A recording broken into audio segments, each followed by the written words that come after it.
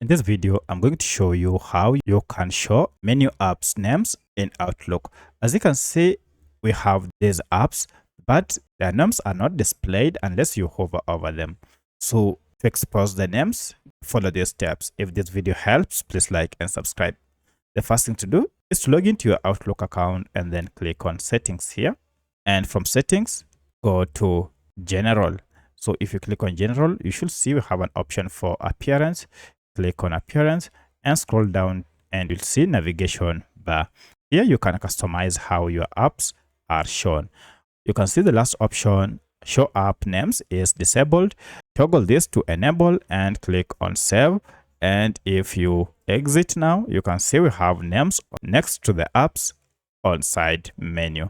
So that's how you can display names on apps in Outlook. If you have any other question, kindly let me know in the comment section. Otherwise, thanks for watching and let's meet in the next video.